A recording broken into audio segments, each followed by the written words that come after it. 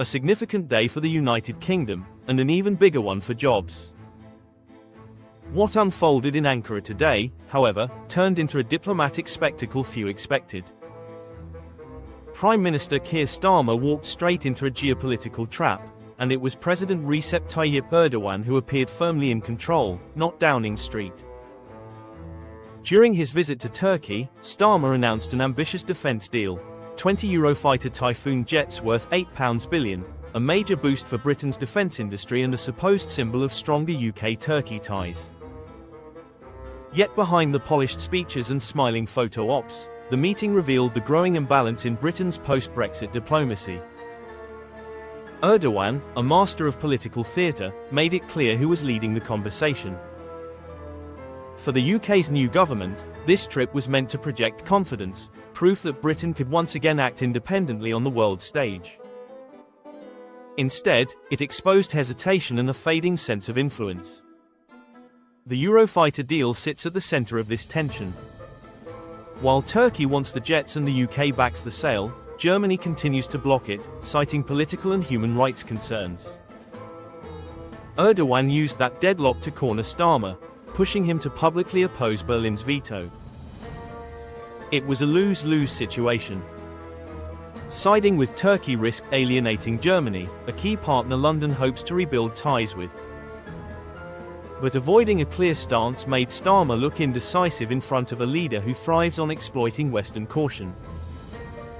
As Erdogan spoke of sovereignty and Turkey's right to modernize its air force, Starmer countered with vague phrases about structured dialogue and partnership alignment.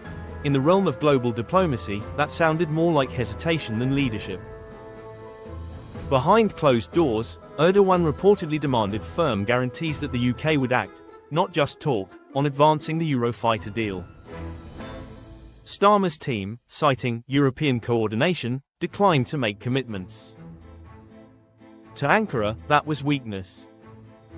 To NATO observers, it signaled that Britain's new Prime Minister was still struggling to define his country's role between Washington and Brussels.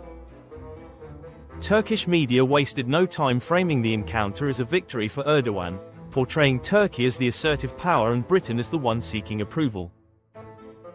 The optics were powerful, Erdogan commanding the stage at the presidential complex, Starmer following the script. Even NATO insiders are whispering that this meeting could strain relations within the alliance. Germany reportedly views London's lobbying for the deal as undermining European unity, while Britain's caution leaves it looking both eager and ineffective. Starmer's visit also touched on Ukraine, Gaza, and energy cooperation.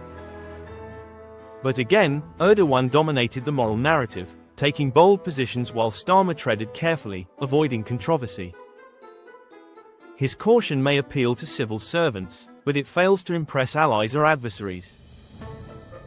One diplomat put it bluntly, Erdogan projects strength, Starmer projects process. What was supposed to demonstrate a confident, post-Brexit Britain instead reinforced doubts about its relevance. Erdogan walked away with leverage, symbolism, and headlines that highlighted Turkey's rising clout. Starmer left with little more than talking points about continued dialogue. Even defense analysts admit that if this Eurofighter deal collapses, as seems likely without Germany's approval, Britain will lose billions and credibility. In economic terms, the stakes are high. The UK's defence industry, already stretched, was counting on this deal to sustain jobs and investment. But diplomacy without conviction rarely pays off. Business leaders privately warn that hesitation and dependence on European approval are making Britain uncompetitive. Erdogan knows it, and he used it masterfully.